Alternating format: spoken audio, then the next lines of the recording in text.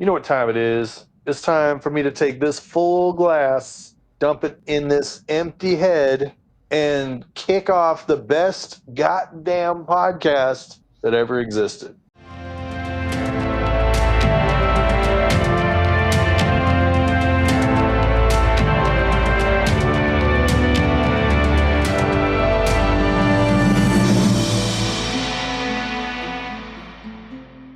My name is Josh, in case you didn't know.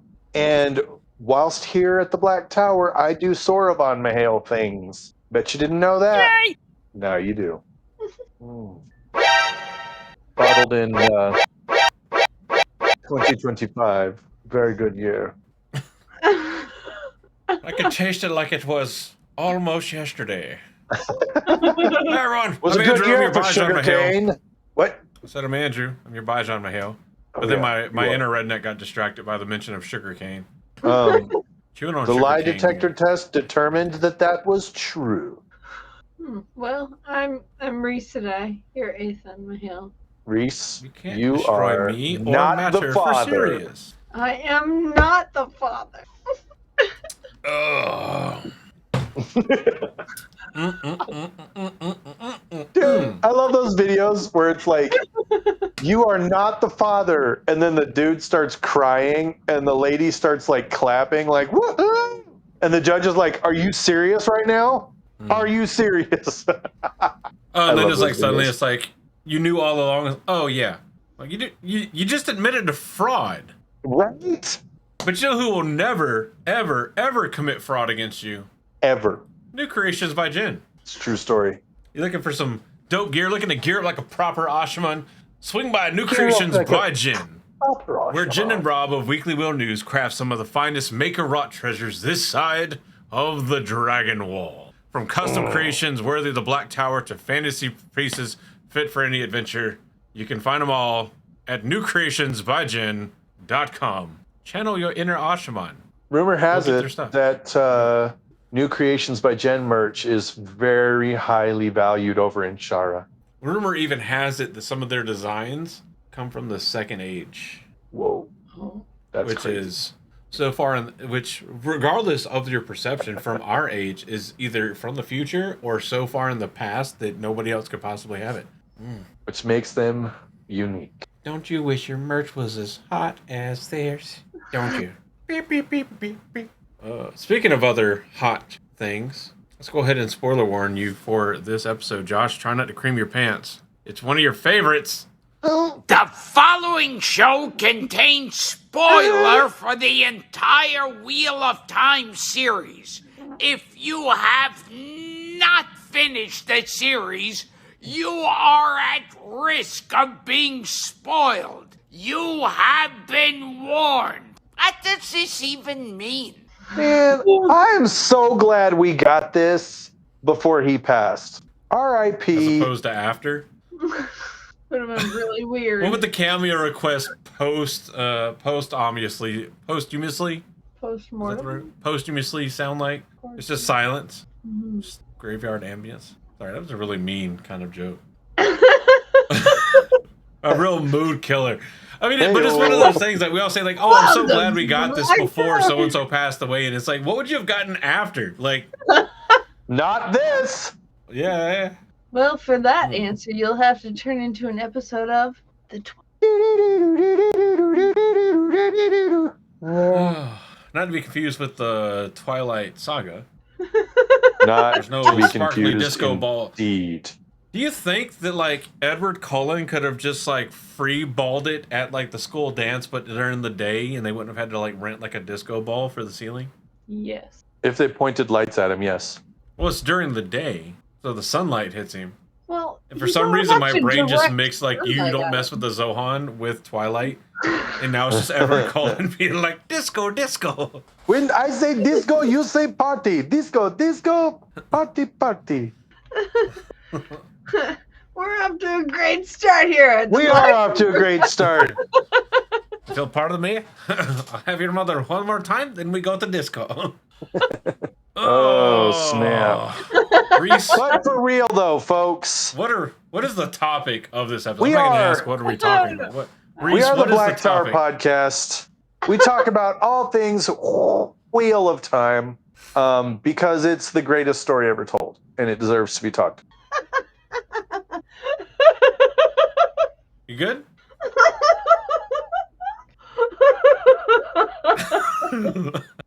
Your connection dropped or something? Like, what happened there? Mm-hmm. What happened? My connection dropped. Weirdest thing. Apparently, all I gotta do is click one toggle button and it breaks Reese. Reese thinks it's funny when I get grounded or when I get put into a corner. No, I said, Reese, what are we talking about? I mean, shut up, Josh. No. Sorry. Okay. Oh, We are I'm tired of all the bros. I'm tired of the gym bros. I'm tired of the New Year bros. I'm tired of the Dutch bros. The Deutsch bros.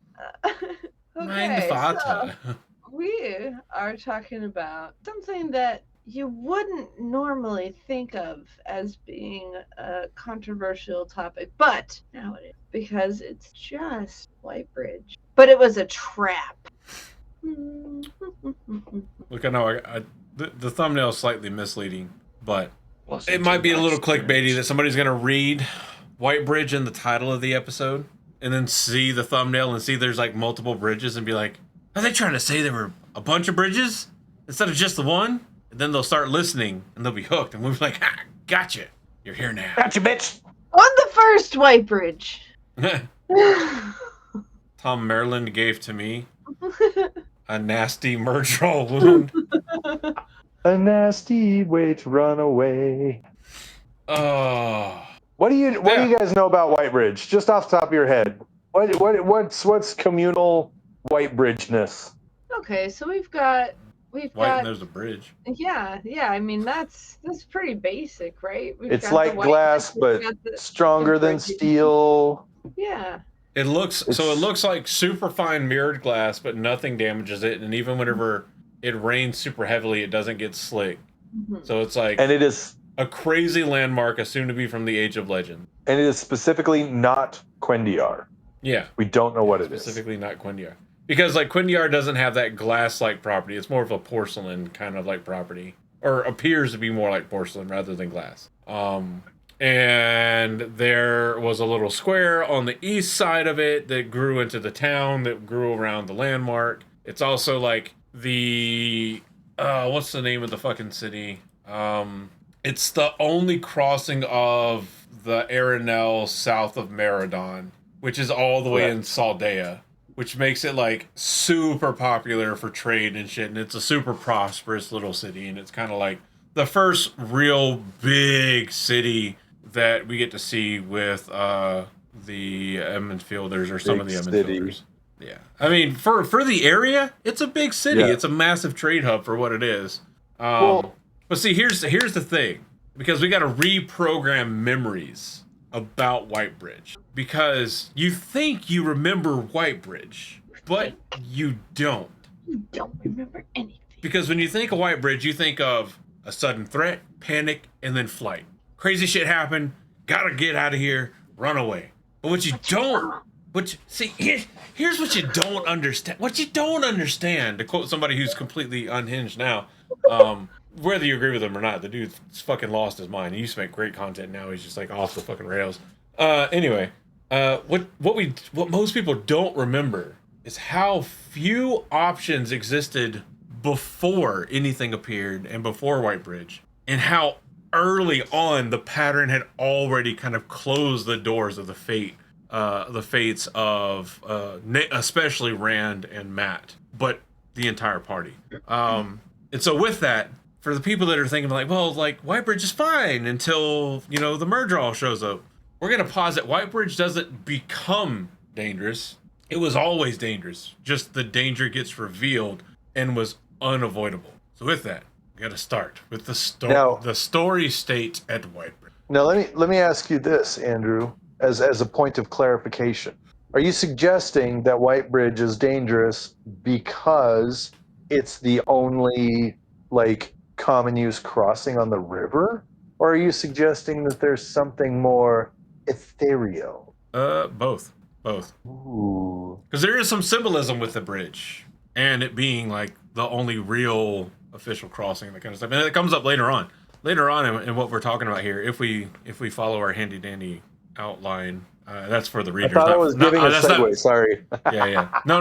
That was me telling like the listeners, not I don't want to say readers, but the listeners and readers maybe if you use captions and you don't listen or you're unable to listen for whatever reason. Not me sitting there and like, Josh, if you read, you'd know. I mean, it's kind of what I'm doing, but it's not what I'm doing right now. Okay, cool. Yeah, it was not the intent. I'm trying my best to, Don't be rude. So, all right, as we come into Whitebridge, all right, you got to think about our folks, the first folks that come into Whitebridge, all right? And I have a handy dandy timeline. I love handy dandy timelines. We're starting in 998 NE. In the equivalent of, I'm going pure chronologically, the very first chronological thing that happens in regards to Whitebridge is in the Eye of the World. So this is all, Whitebridge is pretty much all Eye of the World for the most part. Eye of the World, chapter 26, the equivalent of April 9th of 998 NE. Paddon Fane arrives in Whitebridge, asking about the party that left Amansfield, trying to find them. The next day, which would be chapter 26, so the equivalent of April 10th, a Fade arrives to Whitebridge, which presumably first of several times inquiring and trying to find information about the party. Still in chapter 26, but fast forward to the equivalent of April 14th, there is the proclamation from Ilion of the Great Hunt for the Horn that gets read aloud in Whitebridge. 2 days later, so April 16th, the Spray finally arrives at Whitebridge at the Wayfarer's Rest, which is where Rand, Matt, and Tom hear of Loghain's capture. And then later outside, they encounter a Fade. Tom fights the Fade, tells them to run, take his harp and flute, and they set off down the Camelin Road. Same day, the Spray leaves Whitebridge, heading for Ilion. And that's chapter 28. And by chapter 31, Brand and Matt have already passed through a small village and are sleeping under bushes, which, some people say they just slept. Other people say there was more than sleep. I don't really know. I don't really care. Live your life. $20 is $20. Or an Andorian crown is an Andorian crown. Who cares? Look, if all I gotta do is naked cuddle my bro and it keeps him from going mentally insane, I'll fucking make the sacrifice. I've done worse. April 17th, or chapter 28, is when Moraine, Lan, and Nynaeve arrive in Whitebridge as well. So basically, the next day after the Spray leaves and Matt leaves, so it's literally the day after everything else happens.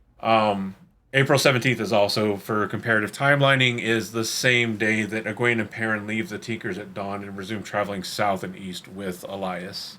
And also the same time, the same day that Rand and Matt do some work on a farm, but are driven off by the farmer being a piece of shit and sicking the dogs on them. Correct. So yeah, but that's pretty much the timeline of from our parties coming in and out of Whitebridge. For Rand, Matt, and Perrin, it's less than a day. It's like half a day, if even that. It's all on the 16th. So with that in mind, you got to take into their account of getting into Whitebridge. So Rand, Matt, and Tom. I know I said Perrin earlier. I didn't say Perrin. They're only in Whitebridge as they are because they hopped on the Spray, fleeing from Shadar Logoth, because Shadar Logoth was the great splitting of the party event. Right. But because of arguments with people on the Spray and distrust there, and it just being a new thing, especially for Rand and Matt, there's not a lot of rest, so they're fairly still fatigued, and they were traveling pretty hard before this, just trying to avoid what ultimately happened. There's this constant fear of the unknown, this constant fear of people trying to pull one over on them, all this stuff going on around them that's keeping them fatigued as well.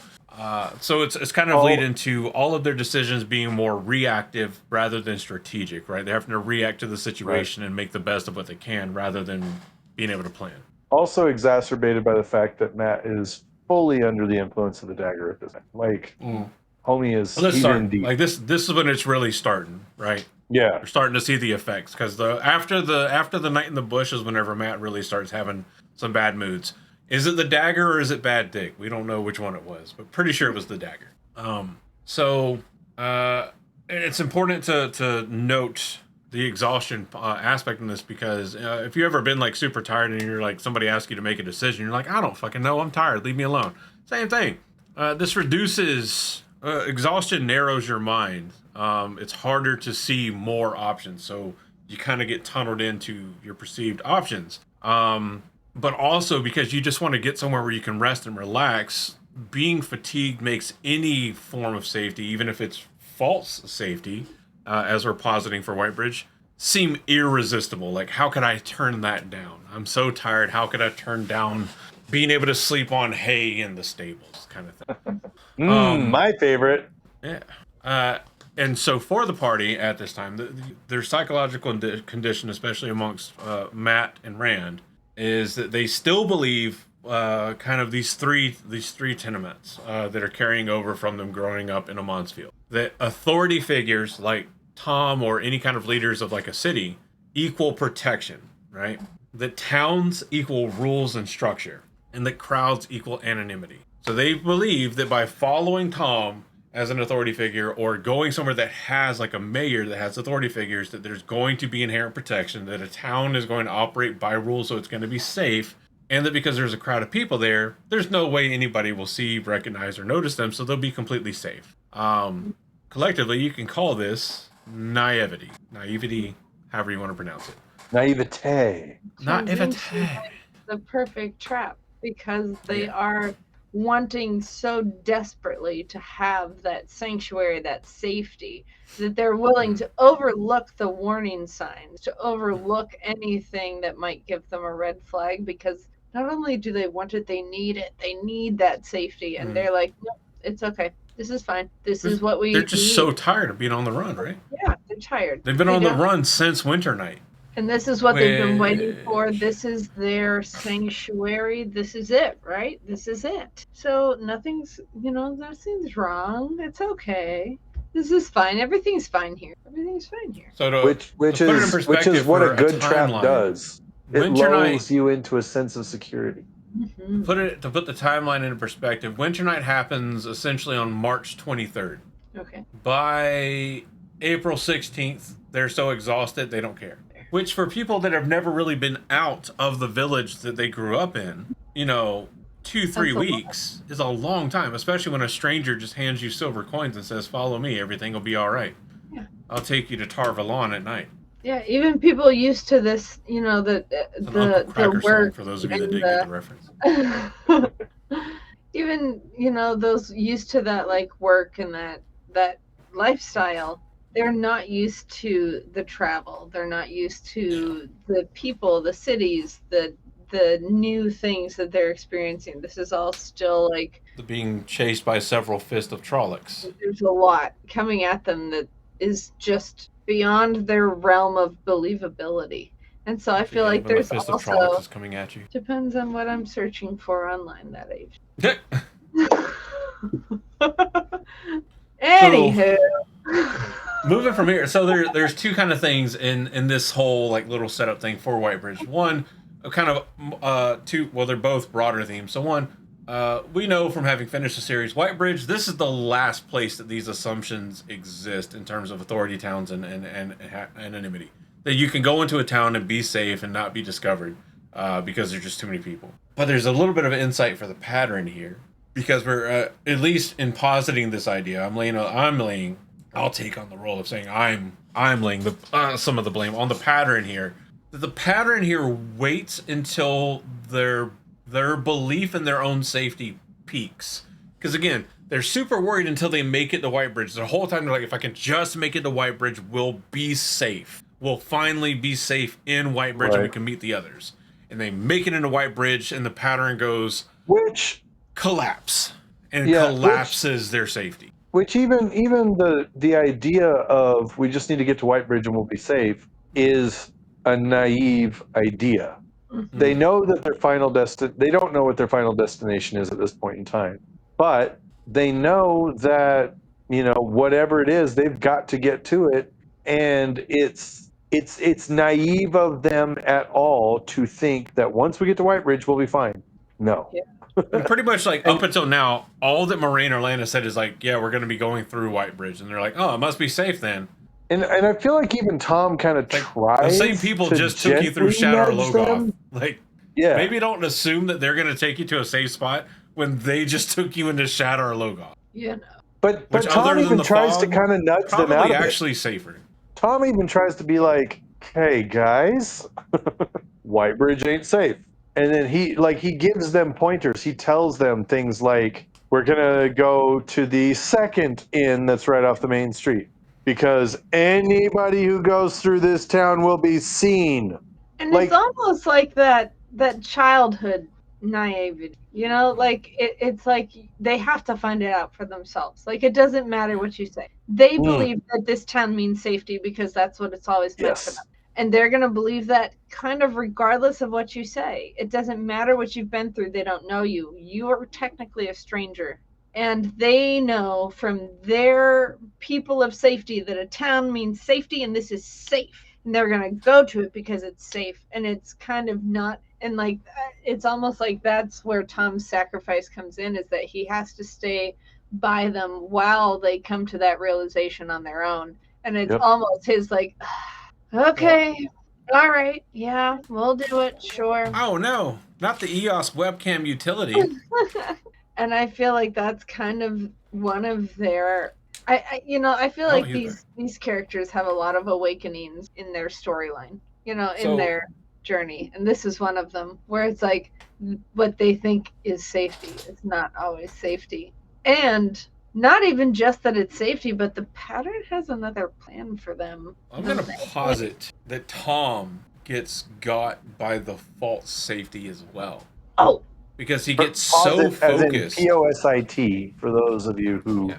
Anyway. Not pause it, as in like, hey, I got to go run to the bathroom, pause the movie. We need to say something right now that we can't tell people, that only our Patreons get to listen to. Which, by the way, if you're a patron, you get access to unfiltered, uncut, raw episodes where we say shit that we don't want published. Except for there's a couple. Well, yeah, no, yeah. But posit, as in to posit an idea. So up until now, Tom has been really focused on the protecting the boys from not falling victim to the Aes Sedai like his nephew did. And he finally now, on the spray, has gotten them away from it. He's been teaching them how to play the flute, play the harp, juggle, telling stories, be the gleeman. He's been having fun kind of teaching the boys. And he thinks that will only grow in Whitebridge because it's an actual, like, kind of city. And he's like, okay, I'm back in a city. I'll be back in my element. I'll kind of know better how things go. We'll have more anonymity. I think that all three of them get bamboozled by the pattern. Tom, obviously, to a lesser extent, absolutely, Rand and Matt, because they are the naive country bumpkins that never been out of their own village. But Tom is one of those that was like, I should have known better kind of thing. Like, I should have known that there was a good chance that this kind of shit was going to happen. Like, but at the same time, he probably assumed this is a highly, there's a lot of people here. Yeah. They'll assume he's still with the Aes Sedai. They'll go after the Aes Sedai. This We'll be isn't fine. a place they'd attack in broad daylight. This is brazen. He almost like not necessarily not necessarily underestimated the city, but maybe underestimated his company. Yeah. And their importance to the pattern. Overestimated his luck. Yes, like his luck does not compensate for these particular companions. Usually, yes, but not with these particular gents. So I think this is a rare moment of us seeing Tom getting got. And I don't mean like, the battle with the Fade. I think this is like the rare moment of Tom kind of the world getting a little bit of one over on Tom. Because, again, he's been traveling the world. He's world traveled. But he's not world traveled with not just one, who is also the strongest since Ultra Hawkwing, but two Taviran in tow. Two. That's the other thing. He's traveling with two Tavir, and one of which is the strongest since Ultra Hawkwing. So, Also, like that takes a bit of a fucking adjustment period, I would imagine. Like, hey, I know how the world Having a works. Oh, period by the of way, here's two traveling companions that literally warp probability around them just by existing. Also, a little bit of Oh, a. I need to change my travel plans. Maybe I should get that insurance on my plane ticket.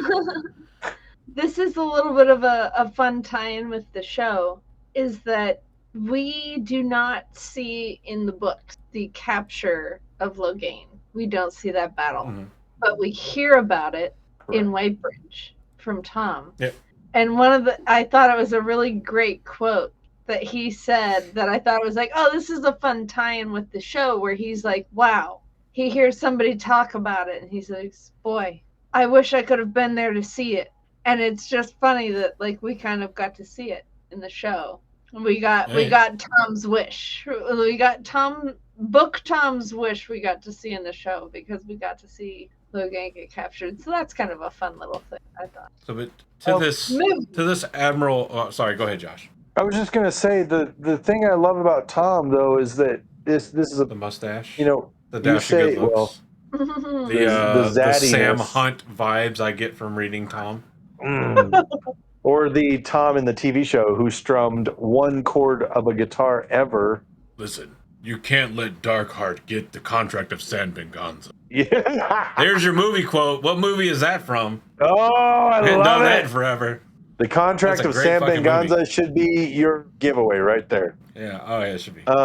And the fact that I it's was a gonna say, Sam Hunt. I was quote. gonna Come on. say, this is a really great story in which Yeah, it's the and Wheel this of is Time. one Of of the course things it's a that we great know. story. Where you were talking about how this is one of the few times where Tom gets got, and it's because he gets hit in his emotional blind side, right? He's caught up in, as you were saying earlier, Andrew, protecting these boys. And the problem with that is he lowers his defenses somewhat to focus attention on these boys to teach them, and doesn't see the trap laid for them. He doesn't see He's looking for a lower what he level. should have seen. Yeah, I feel like he's looking for a lower level trap. He's looking for Right. Itai. He's looking for the Red Aja. He's looking for someone coming to claim these boys who can channel. Not a fade. Like, he's not looking for that. He's not looking for the Dark One himself to come after these boys and kind of indicate how important they are. I'm gonna go beyond that. Go for it. From how I'm attacking this, how I feel. How I feel, all right, on the inside, is that Tom was looking for worldly threats, not reality itself to be trapping them. It's true, and it hurts, and I'll allow it. I think this Whitebridge was a pattern trap, which is to say it's a Robert Jordan trap. I do like it. I love it. We're getting there. I'm not gonna lie. Like whenever this idea of covering a deep dive into Whitebridge popped up, I was like, oh, that's interesting. And the more I read, the more I was like, oh, I fucking love it. I know. It's so good. Which is why, like, when I posted the outline, I was like, I really hope Reese and Josh like it too, because it's so fun. I kept trying to look on my phone, and spoiler alert, I'm not signed into the BTP account on my phone, so I can't look on my phone. So I had to open on my laptop, and that's why it took me about a day. Sign in on your phone. I'm signed in on mine. I refuse. And you get alerts every time I sign in on my work computer, and you're just like, who the fuck is signing in Washington? All right, so with that, Whitebridge as a trap, as the Admiral Akbar. It's a trap. Of the Wheel of Time. We got to kind of do like some defining. So there's no simple definition, or we're rejecting the simple definition of trap here for Whitebridge. There's no villain monologue. There's no hidden trigger. There's no obvious bait. None of that. There's a situation in Whitebridge where probability collapses so tightly that all meaningful outcomes are kind of lost, right?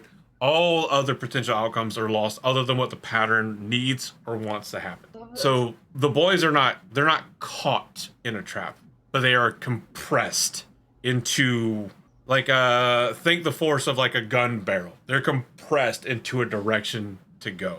It's just like a big barrel. Which, again, we've had discussion several times, pattern versus free will.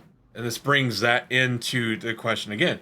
And I like the way that kind of this synopsis has broken it down. Local versus global free will. Free will. They still have free will locally, but the global outcome is locked. And the idea is like they don't get to choose if things break, but they get to choose how things break. So the end result is still the same. Whatever it is broken. But you get to choose how that happens, kind of thing. And this ties into later themes like Rand's burden of like duty and destiny, the cost of destiny amongst like just how the pattern works, and then the seeming indifference of the creator in the wheel to whatever you prefer. Like it doesn't really care. I was kind of discussing this a little bit beforehand as well, where I feel like it's kind of funny where it's like the pattern kind of allows certain things to happen, certain freedoms to happen in order to get them there. Where it's like they do like believe in this kind of false sense of security that lets them go into Whitebridge without question, but at the same time, like they're kind of called out as soon as they get there by Gelb. Yeah. But nobody pays any attention. They're allowed to go into the city freely. And it's like, that's kind of weird. This is a weird thing that nobody pays any attention to somebody being like, these people caused a big problem. Everybody ignores that? Oh, yeah, the fucking disgruntled dude that fucking Bell Doman Gelb. jumped all over his ass. Yeah, and it's like there What was are that, a Josh? lot of... His name was Florian Gelb. Mm-hmm. Yeah. That fucking asshole that was like, hey, they fucking hopped on the boat and then the Trollocs showed up. And we know from like having read the series now that because Beldolman had one of the seals, they were being chased by Murdral and Trollocs this whole time. Like, oh no, the dark one was after me the whole time. Oh, fucking weird. Oh, And I think the camera was on the whole time, huh? Everybody kind of ignores those things. They're able to go into Whitebridge without question. They're able to get lodgings. Nobody says anything. Mm-hmm. And I almost feel like there's a lot of like almost free passes from the pattern to get them to the point where it can spring the trap. Oh It's yeah, like, yeah. Yeah, like you were purposely channeled into this position. Haha. Whitebridge is safe. That's what makes it lethal. Is Whitebridge a Tirangrial, but one of the ones Whitebridge that is just a- works ambiently? Okay, so there is that thing about the blue sparks while Tom is fighting with the Myrddraal. Oh yeah, there is, isn't there? So Okay, is but- the entire city a Tirangrial? Like, is the bridge But- itself? Well, the bridge, maybe. The city grew up like well after Age of Legends.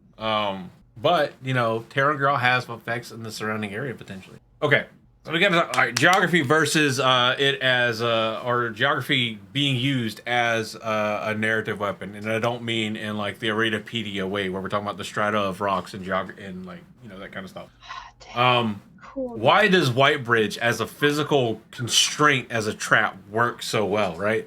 Well, the easiest answer is there's a choke point. There's a single fucking bridge. The easiest answer is the simplest answer. It is a single physical point of failure. Yeah.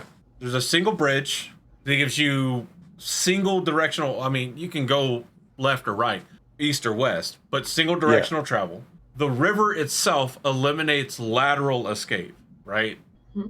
And then the massive amount of trade traffic guarantees that there's going to be witnesses to whatever's going on. There's going to be people. There's going to be a lot of information, a lot of people moving around. But what makes it such a great literary device is because Whitebridge is hyped up by the characters to be like a checkpoint in a video game. Get here and it's a save point. Get here and you can restart from here if you need to. Everything will be fine. It makes the save town, point. even to the reader, feel like it's not threatening. Robert Jordan does an incredible job at even making the reader feel like if we make it to Whitebridge, we have a checkpoint. We have a save point. We've reached a campfire. We're going to be able to restart from here if we have to. We have a home base, a place of safety to relax in. And it's just the layout of the adventure and the place itself as it's described does the work of lulling even the reader into this sense of security quietly. Right, we're all trapped by the craftsmanship of Whitebridge. Yeah, we all think it. We all are with Rand and Matt on their journey. We think it's safe. Mhm. Like we know some shit's going to go down. As the reader, we're outside. We know some shit's going to go down, but we're all still sitting there going, "We got to get there. We got to get there. Yeah. It's safe." And to drive this point home of like Whitebridge being like designed deliberately in this way, let's compare it to some other early on spots. So you have the generic wilderness that they're traveling through that has infinite variability. You can go wherever, and it's generally written as dangerous, right? You never know where the Trollocs are coming from, where the Murjol are coming from. Land running back and forth between where the Trollocs are and where the party is never like, hey, they're only to the south. Hey, they're only to the east. It's like, yeah, there's Trollocs chasing us. So the idea is that the threat is like kind of bowling you in. Camelin, whenever we eventually get to there, is that, you know, the idea is, the chaos will hide individuals, but Rand and Matt still get pointed out by themselves. Barillon has a ton of different exits, right? They can always get around. So you have this stark contrast between Whitebridge that is seems very linear, focused, and forced. Well, not forced, but very linear, and like you only get a pass through kind of thing. But you have Barillon where you got all these different ways to get out of it. You got Camelin, where you feel I was a little bit wrong earlier where they get pegged out so much. The point is that in Camelin there's so many people that you actually can hide in the crowd in Camelin, unless you have like a crazy talent like Logain. Yeah, which Rand does to great effect, right? Yeah, for the most part, you know, when he doesn't decide he wants to fuck around with white cloaks and shit like that. Or no, that was Barillon. Never mind. That was Barillon, and that was bad. But mostly. so you have this stark contrast of how Whitebridge is crafted to work. And then, and this is the part where Josh, I was saying, hey, that's a point that's going to be brought up later on about bridges and their symbolism, the symbology, you know, yeah, the symbology for you, Paul. I almost said Pulp Fiction. Symbology? I almost said Pulp Fiction. Are you fucking kidding me? St. Patty's is coming up. St. Patty's is coming up. Yeah. Bridges are very frequently used as symbols and subversion elements within literary text. So you have this mythic kind of expectation that bridges represent choice and passage and transition. You're transitioning over like bodies of water or ravines or whatever, and you can choose to go over the bridge or not. It's almost like a bridge over troubled water, you know? I'm sure someone would say they would lay you down. I don't feel comfortable uttering those words, being you the one that just made that joke, but I'll talk to the mister about it and see what. Yeah, did it. I'm sure Mr. Sadai would be like, oh, I'll lay you down here. There's gonna be some troubled waters, all right. Depending on how wet you are. Why do you make me say these things? I didn't make you do shit.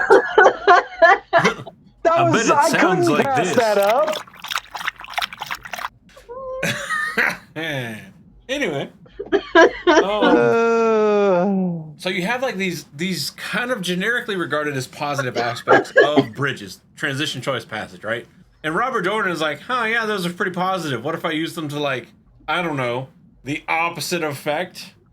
To where instead of it being all this great thing, instead of it like marking a movement and transition in your life, how about a choke point that narrows your options and forces you into a direction rather than giving you a new lease on life? Crossing it doesn't resolve the danger. In fact, it commits you to the danger, and it does it publicly, out in the open.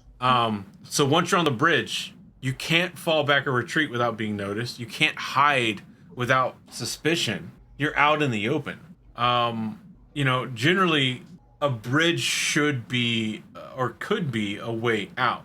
But a Whitebridge, it's a way through. And going through, in this case, is worse for the boys. For what they're aiming for and what they want. Ultimately, it's better for humanity. We know that. I'm just thinking of Dora the Explorer right now. Can you find the trap in Whitebridge? Okay, but go under it, can't go over it. We have to go through it.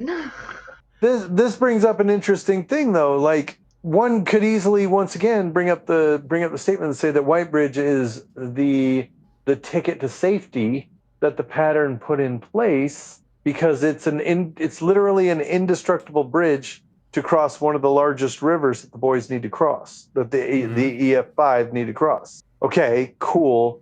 But also, there's only one. Why is there only one? Well, here's the other problem with that. You just said like it's the indestructible bridge that they can cross to safety, right? What does Moraine do in Terran Ferry to protect them? Exactly. She destroys the one way for the enemy to cross. Now you're in a spot where you cannot destroy the way for the enemy to cross and follow. It doesn't help that it's a white bridge that automatically gets associated with purity and salvation. That's sort of my point, though, is that we now have, anybody who works in IT knows that a single point of failure, or actually anybody who works in logistics knows that a single point of failure is a bad thing. You want two or three different avenues that you can employ. All the fucking time. You what? Anybody that works in those also knows that we do it all the fucking time. I mean, no, I get it. We can't learn a fucking lesson. Because we can, yeah. But so this then becomes the issue. This then becomes the issue. Like, why is there only one bridge? The pattern had the ability to make more. People obviously at some point in time had the ability to make more. We've discussed Whitebridge in the past and essentially identified it as a unique artifact. Nothing else like it exists. There's not even scraps of the same material in different shapes in existence anywhere else in the world. Not in Shara, not in Shanchan, not in the Waste, not in the Blight. Nowhere else in the world does anything like Whitebridge exist. Hold on. I'm getting us the thing real quick to illustrate this point. Get the thing. I'm doing Illustrate it. Oh, I'm going to get the thing so hard. Oh, my. Well, it doesn't help whenever I hear, but I can't see anything moving on the screen. All right. So I'm uploading a picture. So highlighted in blue on this map that's about to show up is the Arinelle. At the very south part is Whitebridge, middle of the screen if you're looking at it. This is the whole of the Arinelle. According to the lore of Whitebridge, there is a crossing here right at Whitebridge, which is immediately, again, to the east of Camelin. There is not another river crossing, land-based river crossing, until you get all the way north into Saldea. How does that make any sense? That means for the entirety, I mean, there's mountain ranges all the way to the east. When you start getting north of what is that? Barrelon, or not Barrelon? Yeah, Barrelon, because Whitebridge is south of Barrelon, because they go up to Barrelon and then down to Whitebridge. Right. As I'm like talking and just covering up our faces so that people can see this if they're watching. So. Wait, hold on. How does that make any sense? Hold on. Wait, then why the fuck did they go up to Barrelon? What's the point in going up to Barrelon instead of just going straight fucking west? Or east, sorry. Provisions. Going straight east to Whitebridge. Provisions. Hold on. Huh? Provisions. Oh, it's because Min was there. And they have to, Moraine, no, seriously though, Min was more important than getting the 3 Taviran and potentially the Dragon Reborn to safety in Tarvalon. Got it. Moraine specifically wants to talk to Min. Oh, right. She specifically asks Min to look at the Emmons Fielders. So let's say that makes sense, and that's fine. What strategic sense does it make for this entire blue area to have no crossing other than at Whitebridge until you get all the way up into Saldea? Okay, exactly. The bulk of like the area in between, I get, are largely considered the unclaimed lands because Tarvalon doesn't claim territory, and Andor's like, yeah, it's kind of all ours, but who cares? Well, and it's Andrew, all area that nobody's claiming. The geography of this area, maybe it's all mountains and you can't cross it. I mean, there are mountains on the left right there, but there's a big spot in between Saldea and Ered Amon where it's like open. Don't they even talk about? Okay, pull up the map again though, really quick. Yeah, here you go. Sorry. Don't they even talk about Where's the mountains? Geography? Where? Okay, I can't see. Where's the satellite map? But if I could zoom in more on it, I would. But Restream is. But there's miners in the Mountains of Mist north of the 2 rivers. That's all they do is they mine and then they transport everything to Bear Lawn. I can do it this So- way. Hold on. So they go all the way down to Whitebridge, transport over the bridge, and then go up. There you go. Tell me where you want to go. I can zoom in. So so zoom into just north of Bear Lawn, right? Just north of So Barrel. you've got those mountains, right? And these are where miners exist. They come into Bear Lawn. This map can't be right. Hi ho. Wait, this map can't be right. Are you serious? This is the map of the Arinelle. I'll open up this one. Not link a new tab. Open image a new tab. Okay, the map itself is not really getting any bigger. No, it is. But- It is it is right though. This is an older map, but For those of you But it's listening correct. along, let the record show it's the same map. open image a new tab. Wow. I'm learning some shit right now. Yeah. There's the River Arinelle going north, hitting that V cut into Saldea. Yeah. Hey, look, Qatar. Who knew Qatar was actually a thing back then? Yeah. Ugh. So there's What's Barrelon. that? They leave Barrelon. They're heading. So they leave the two rivers, and instead of like They can't possibly. skirting Altara and going straight No, to Whitebridge, they go to Bear hit- Lawn first. So They okay, have they're to. following the main road. That's why this line is here. The white line you see here. Okay. They're just following the main road. They're doing the D&D party thing of following the main road because the travel time should be shorter, and ultimately it fucks them up and the travel times are longer. Where do they get Turkish delight? That's off screen in Narnia. Oh, okay. Correct. Yeah. The Ice Queen has that, Well, you mean the White Witch? and or Ice Queen. Eh, I like calling her the White Witch. Well, you Yeah. would. The bitch. And she's played in the movies by Tilda Swinton, who I love. Anyway. Okay, but once again, we still have the problem in that we have one single way to cross the Arinelle in the thousands of years the pattern has had to prepare for the Dragon Reborn. Yeah. I mean, technically, this is a remnant from Age of Legends, so. I have to ask though. They arrived here on a boat, okay? Yeah. What was the difference between arriving on this side of the river versus arriving on the other side of the river? I think they did arrive on the east side of the river. So they arrived on the already crossed side of the river, I think. And they Because the town Double square cross? is they double crossed Whitebridge. Is that what you're saying? No. So They better have where receipts. is it? Because I just saw it. Like the square. Yeah, Whitebridge grew up around the large stone paved square at the bridge's eastern foot. So if you like the map, where you can clearly see Whitebridge right there. It's that weird kind of word smudge just at the bottom of the blue line. Hmm. The east side is closest to Camelin, of course, because that's on the right hand side. Because never eat sour watermelon, as the Compass Rose goes. Correct. I mean, they could have harbored on the west side for no fucking reason. But the city is on the eastern side of the river. And I could definitely see them being like, oh yeah, look, we harbored on the western side because it's cheaper fare because we still have to walk across the bridge. And I'm like, that seems like it'd be more expensive because you'd be charged the tourist fee for going across the White Bridge. Yeah. Now, if you'd like to join me in Andor, we'll be serving White Bridge. Sorry, I did again just rewatch Django. So we've kind of established that the bridge is a trap. Who said the whole city, the whole area is a fucking trap. Who said it? The pattern. Why would the pattern set a trap that its hero needed to escape from? So the trap isn't like hey, we're gonna try to kill you here. The trap is we've got to force you into this direction. Oh. Like the fade isn't the trap. The fade is a part of the trap. The overarching trap is the destroying of the naivety and innocence of Rand and Matt, mainly Rand.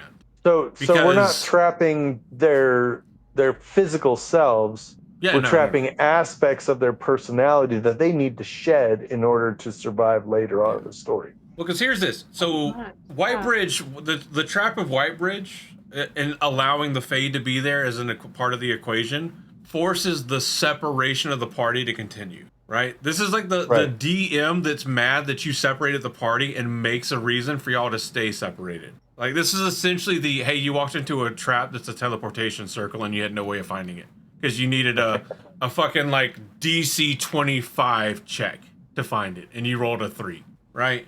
Because even Tom, one of the most well-traveled people in the entire party, is essentially caught completely off guard In this trap. and just responds in the moment to action, to the immediate call to action. And his only real ability to call to action is to tell Rand and Matt to run with his prized possession and to survive. It's almost like Whitebridge is a I don't know how to phrase this correctly, but it's almost like it's a Whitebridge is where everything evens out. Like it's a Like a an middle ground. equalizer? Yes. Whitebridge is an A equalizer. homogenizer. Wherever scientific. our people are in their journey, wherever our EF5, Tom, Rand, Matt, all of Yeah, that them, big tornado. whoever ends up in this city, wherever they are, this is going to basically hit them where they need to be hit in order Built to. this city on pattern bullshit. Sorry. It's going to hit them where they need their growth, basically. Because they're all coming into this like, oh, this is going to be great. This is our relief. This is our sanctuary. And all of them, including Tom. Yeah. This is their Esmeralda's mom crying for sanctuary, forced to grow up moment. Full trap. Do you know what else is interesting about this? Which is why we can call it a trap. Is it no holy demon? I'm sending it back to hell where it belongs. This is the reason we can call it a trap and not the consequences of your actions. The consequences of your actions are I have 5 choices before me, and I specifically chose option number 3. And by the transitive property of things, I have now chosen the consequences that come along with option number 3, good or bad. Oh, I have this. Rand and Matt had one option. One, Whitebridge. They didn't have 5 options. So when they get to Whitebridge, and I think that's what makes this a trap and not just your everyday scenario. I'm so glad you went here. I'm so happy. This might go down in my top 5 like favorite episodes. I'm not gonna lie. This has been so cool. Reese, I'm so glad you chose this topic. So go. This next section I have is the collapse of choice. Because that's the question. Like, well, they could have choose this, they could have chose that, they could have made all these decisions, right? Let's do an autopsy on their decision tree. So 1, they choose to stay together. Well, it looks safer because they're together, strength in numbers. But it increases their visibility, makes them impossible to miss. They're busted, they're caught, they're fucked. Option 2, well, you split up. Well, okay, you're harder to see, reduces attention, but it guarantees isolation and ensures that the different portions of this whole party have unequal survival odds. So not a great decision, especially with the morals they have at this point in the story. They're not willing to give up anything. Okay, well, let's just move through Whitebridge quickly. Let's just get in and get out. Well, doing that makes you look guilty and entices people to chase you.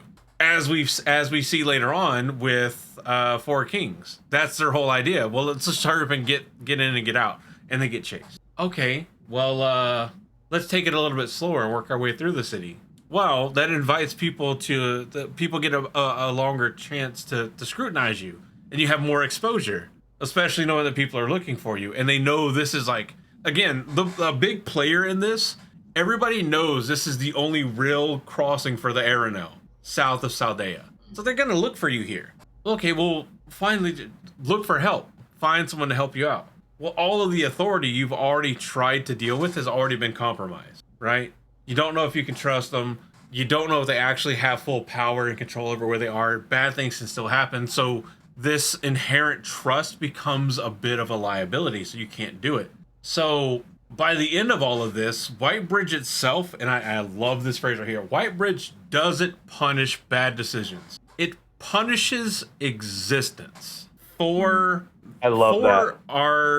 for our Edmund Fielders, especially the Taviran. That's the big thing. They're Taviran. They're already warping probability. So this means that their continued separation as a large group is inevitable. The separation of Tom, the worldly guy that knows what to do, from the naive duo, is inevitable because he's even caught off guard by everything that happened. But it's required, right? Like they gotta grow. They gotta get rid of that naivety. Like you can't save the world and still think that every city is just like an epitome of like good and everybody's a law-abiding citizen, right?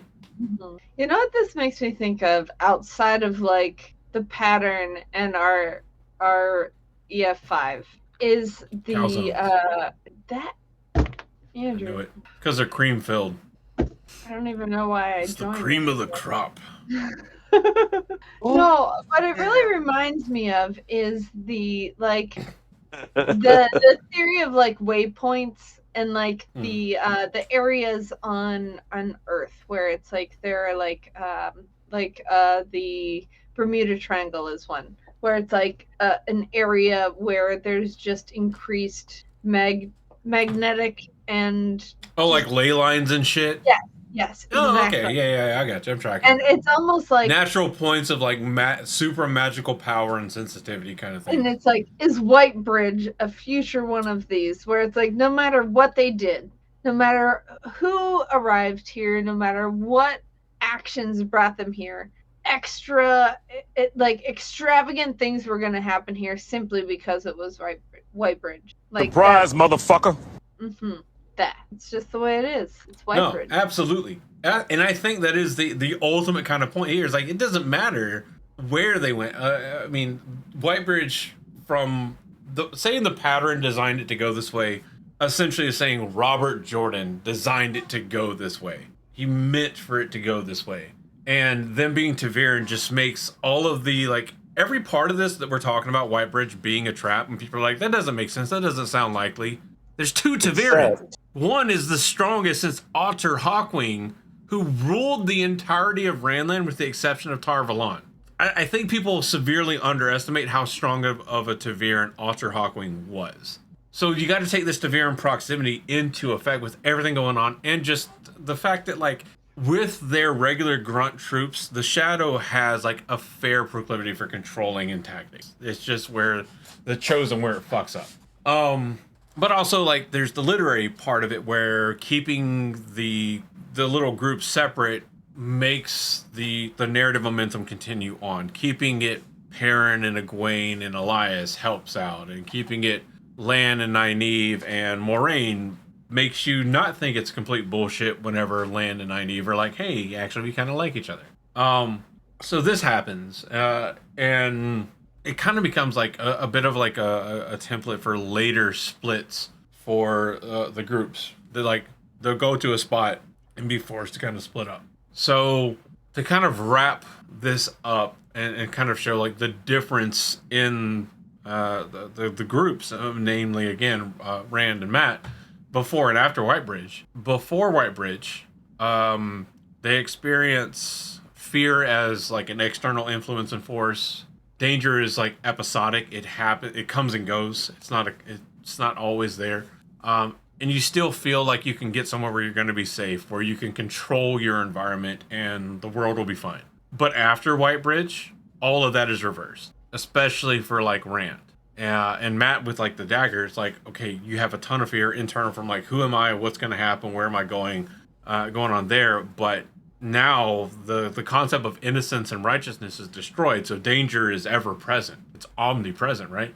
And anywhere you find where you feel like you're going to be safe is temporary at best. And we see this in, Rand and Matt's road to Camelin, because everywhere they go, they're like, oh yeah, it's dangerous everywhere we go. And it's like, yeah, that's the lesson you were meant to learn from Whitebridge. You can't be the country bumpkin anymore. You can't believe that the world is fundamentally good, especially whenever a part of the world is fundamentally looking to murder. And that's kind of it, is that they assume that Whitebridge is going to be their place of safety, their place of haven, and it can't be. just Yeah. because of who they are. And not just Whitebridge. Unfortunately, Whitebridge is just a precursor, but no city will ever be their haven from now on. And that's kind of like a sad thing for them to realize in Whitebridge, is that they are too important to the pattern to qualify for that place of safety anymore. And it's almost sad, because it's like they have to kind of come to grips with, like, we are too valuable, we're too important, we're too pivotal. Think of it like jewels, right? Like the more rare and important the jewels are, the more heavily they're protected, but also the more likely they are for somebody to want to steal them. Mm-hmm. And it's the same that happens here. Like, so they stop running from danger and they start running because danger exists. And this is really cool from Robert Jordan's perspective as a writer, because he winds up teaching us about Taviran without telling us as much about Taviran. He shows us rather than telling us for this segment of it. Like, he's told us the bare basics, but we're starting to see the effects of it. Because, like, the characters are like, how did this happen? How is there a fade here waiting for us in Whitebridge? How did that happen? That's crazy. That shouldn't happen. It's like, oh, something you didn't expect happened. Crazy. Nobody expects the Spanish Inquisition. And I think Sorry. it's kind of one of those points where How it's dare like you. our team learns. It's one of those, like, innocence checks where it's like they have to kind of deposit their innocence, because this is one of those checkpoints, those reality checkpoints where it's like, we It no longer 100% is. teens from Emmons Field. We have to realize that we are more important, that we have a bigger role in this world than we thought, than we hoped, than we wanted. This is real.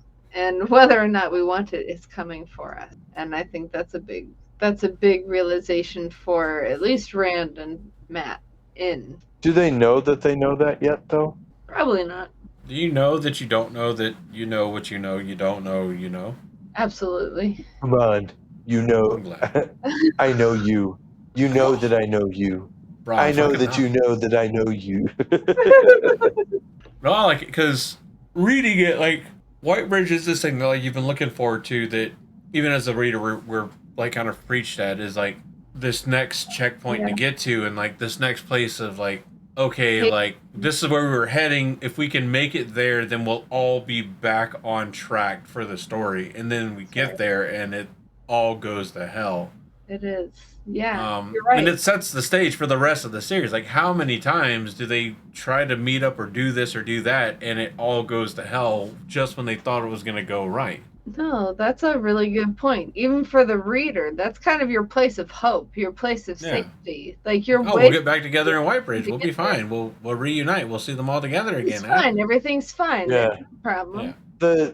It's interesting to note too that the last place that all of them are together is in the Stone of Tyr. Just fast forward just a few months, and that's the Which they last all had place. to cross the White Bridge to get to. Exactly. They've all gone through character building gateways in order to get there. And some of these character building gateways are hard points in the story, and Whitebridge is one of those. Well, we should identify a couple of others.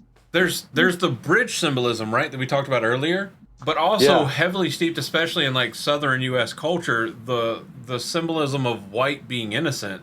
For white wedding dresses, you're only supposed to wear a white wedding dress if you're still a virgin during your wedding, by, like, Southern Christian tradition. Correct. Kind of thing. And they all cross this white bridge into a whole new unknown world that they could not have fathomed, and all this crazy shit happens. Yeah, it's fucking nuts. Like, and the thing that Robert Jordan wasn't like, oh, that's them crossing over the threshold, because that's also a big thing in, like, Southern Christian style marriages is being carried over or crossing the threshold into the marital home. Symbolizing a transition from, your previous life into the next one. So much, I would say symbolism, symbology, but in honor of Willem Dafoe, symbology. I'm gonna say symbology. I know I have my final thought, but it's also written on the paper, so if somebody else takes it, I'm not going to be upset. But this is a way I've never thought about Whitebridge. Absolutely. Like, you read it, it's a cool moment. Tom gets to have a badass fight. You get to love Tom just in enough time for Tom to show badass and then presumably die and save the boys. You know, it's all still in Eye of the World, so it's all still even early for Robert Jordan. What do y'all think? Because I don't know that I've ever heard anybody cover Whitebridge, especially in this way. Yeah, not in this way.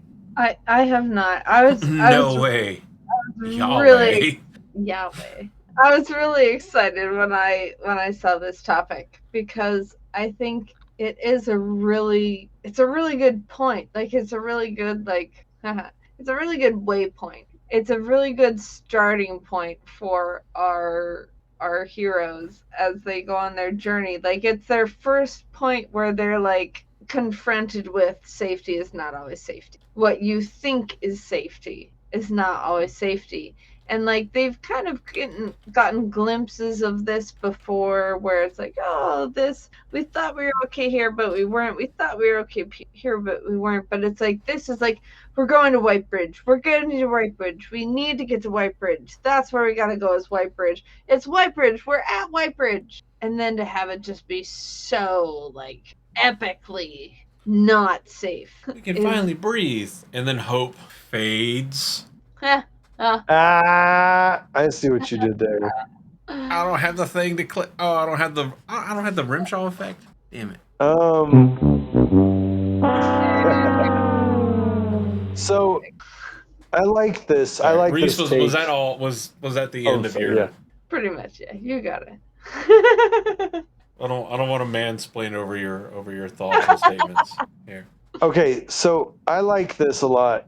I like this. I like where we're going with this a lot because there's another moment like this where Rand begins to shed some of that innocence, and it's also on a road where he has a singular goal and desire in mind, and that's when Tam is poisoned by a Trolloc blade in a fever dream, and Rand loads him onto a litter and just drags him into Emmons Field. And his whole thing is, I have to get to Emmons Field. Emmons Field is safe. I have to get to Emmons Field. Emmons Field is safe. And while Emmons Field is indeed safe, it's also not safe. They're recovering from an attack. And it's safe, just not while you're exactly. And once again, this is another moment in which we have a main character who's shedding some of that naivety, shedding some of that youthfulness, shedding some of that who they used to be so that they can grow into who they need to be.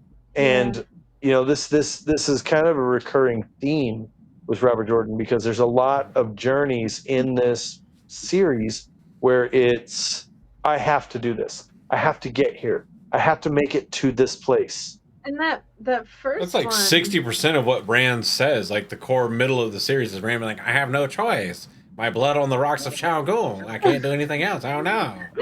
Don't love me. I'm gonna die. And it's like, bro, we get it. You love My Chemical Romance. Shut up. I got a joke for you. The Dragon Reborn walks into a bar. The bartender says, "What'll you have?" And the dragon says, "My blood on the rocks."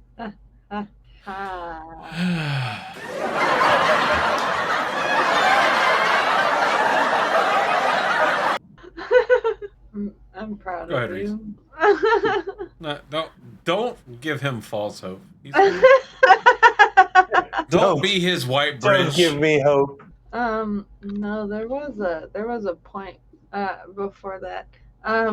Was there? Probably, but And it was a good one too.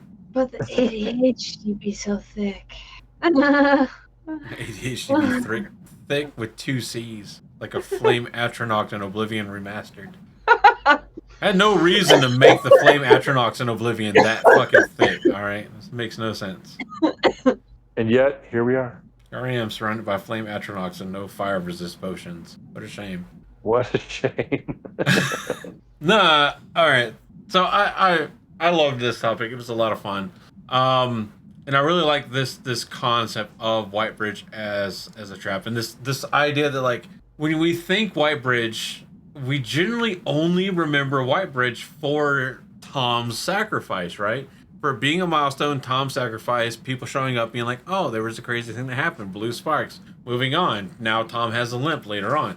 But it served its purpose, and this is what I like, and this is that final thought comment that I was talking about that I really like, and y'all could steal, but I'm glad you didn't. I appreciate that, just because it sounds cool.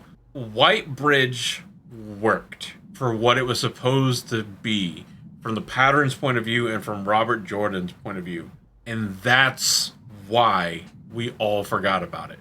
It is the point in the story where the wheel stops negotiating with the Taviran and sets them fully on their path, and does so in such a harsh, steadfast manner that everything that happens after that is what becomes the story. And the nexus moment of the story is what we talk about as like oh, cool, yeah, that happened, and that was a neat little thing that happened, but, it's not really that big of a deal. Moving on, here's the cool stuff.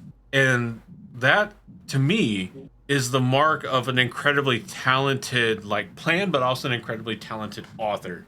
That is this is that point that changes everything, and everybody just read through it okay, cool, yeah, that was an interesting thing. But those, especially if you play a lot of RPG games and shit gets hyped up forever, and then you're barely there, you're like, okay, there was more to it than what it is. And I hope that after this episode, whoever listens to it, next time they read through Whitebridge, they're like, oh shit, yeah, that's a lot more than just oh, we're off the boat. Oh, there's a Murdral. Oh, Tom, For real, though. we can't see him anymore. Yeah, it's almost like Whitebridge is the unofficial start of our actual adventure. Of course you leave your hometown. That's a given. There's going to be some epicness when you leave. That's a given. But Whitebridge is that that's what they have set up in their mind as that waypoint, that safety, that place that's going to give them pause before the rest of their journey. And it's such a fun literary concept to steal that safety away from them. They're waiting for Whitebridge. They're hoping for Whitebridge. They can't wait to get there. And when they get there, we yank the rug out from under them. And they are Just thrown when I thought I was straight safe. into the story. They don't have any chance to recuperate. They don't have any chance for safety.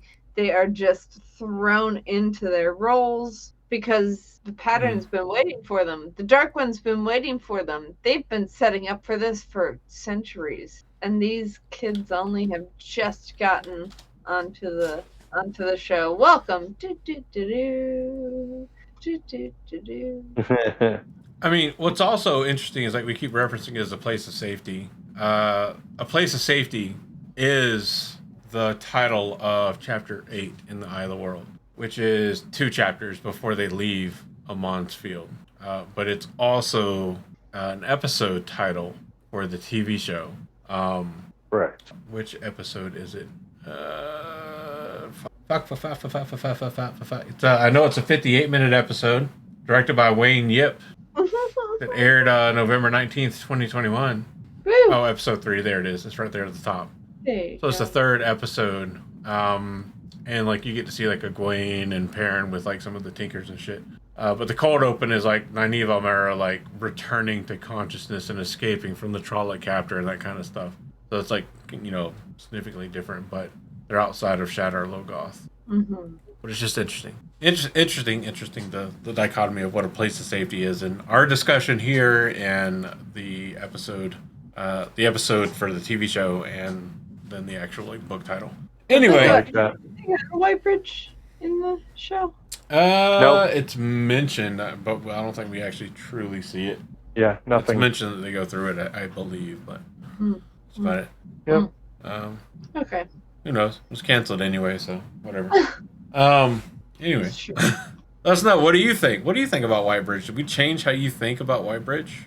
Is it less of a throwaway kind of encounter city area thing for you mentioned? Or is this how you kind of always thought about it? Like, oh, this is where the story really began. Let us know. Down in the comments below. Tell us, what do you think? Do it. Do it now. Do it. Do it. Do it. Do it. Do it. Nothing to it but to do it. But thank you all so much for listening. This has been a lot of fun. Yes. This Thank you. episode, I enjoyed it so much. I think this was one of the coolest ideas we've had in a short while, especially if any of the previous ideas were Josh's because they were lame and sucked. And Reese has great ideas.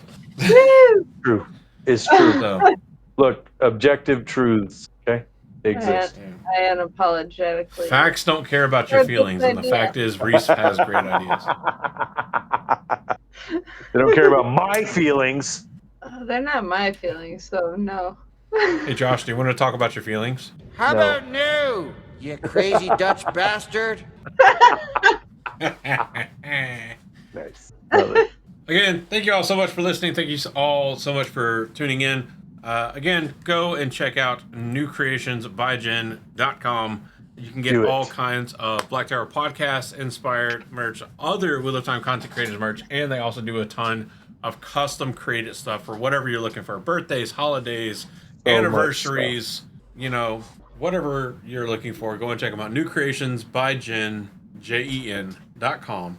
And let them know Black Tower Podcast sent you. And they're fantastic people. They're honestly, at their heart, they're really good folks. And they deserve the support and the business.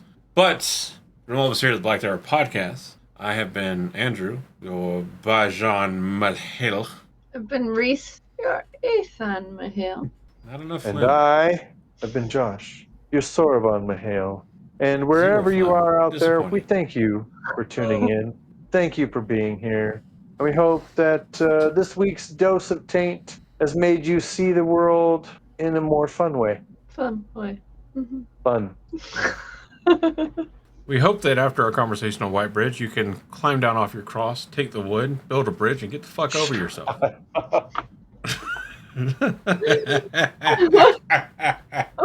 love y'all. Thank y'all so much. We'll see y'all again next week. That one. Huh? Said you were waiting all night for that one, weren't you? No. I was waiting all night to be able to play the Dr. Evil one, though. You mean Good this night, one? y'all. We love y'all. Bye-bye. You've been waiting for this moment, for this feeling to grow. In the shadows, always watching, always running the show.